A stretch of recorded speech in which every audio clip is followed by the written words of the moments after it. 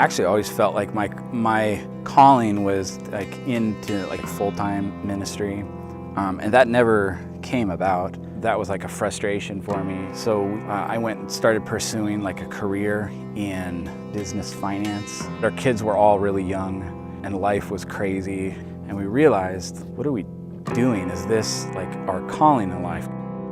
In that time of just craziness, God grabbed both of our hearts and really spoke to us and just said, you can continue and you can do well financially, you can raise your kids up and things will be great, or you can give that up and follow me.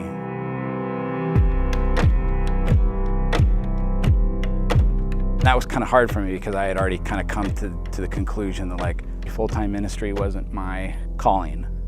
But then God was calling me to follow him. We started just praying about like, what does that mean?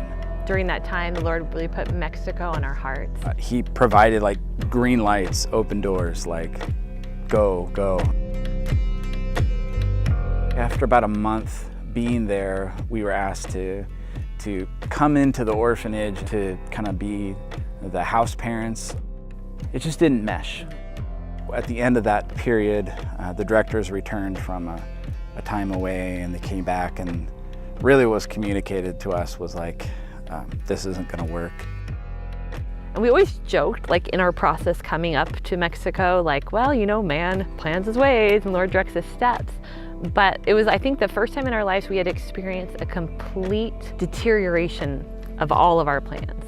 We felt abandoned, we felt alone and completely isolated, and just like, Lord, why did you take us here? Why did you take us here if nothing looks like what we thought you were showing us? Yeah. What do we do now?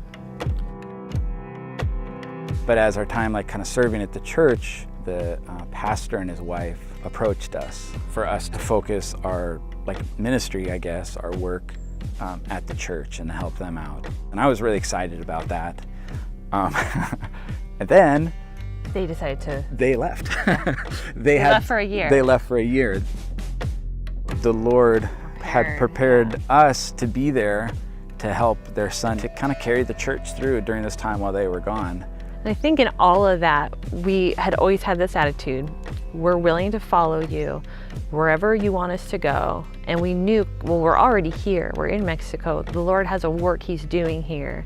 We're already here. We should stay and see it through. Because we still were like waiting, what is the work you brought us for? We're kind of, you know, doing these things. We're helping. There's obviously fruit in this, but what is the work he has for us?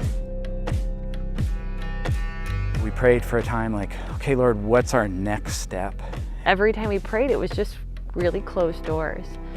That was hard. That was actually really hard. And we kind of, maybe through prayer, but felt like we just kind of beat our heads against the wall. Last year, Tara and I were praying. I talked with my pastor and I talked with my dad. They both just said, you know what? You've done what God's called you to do. I think it's time to come home. And we prayed about that, Tara and I personally felt at peace, like, okay, it's time to go home. Then we came back here without any plan. We literally called Isaac's parents and said, we're moving in with you in a week and we need a place to live, and we'll only be there like 2 weeks until we figure things out. Mm-hmm. It's been like 15 months. When we were in Mexico, we wanted to like have like this position of like in ministry, like this is what the Heists are doing. Because all the other missionaries we knew like had like their role, like this is why they're there, this is what they're doing, and it was never defined for us. But I think we build up in our minds like this is what following the Lord is like. And I think he calls us to seek him, right? And to follow him and to make daily decisions, to walk in his word, to hear from him, to pray. God is just calling us to follow him. And that really is just as simple as that.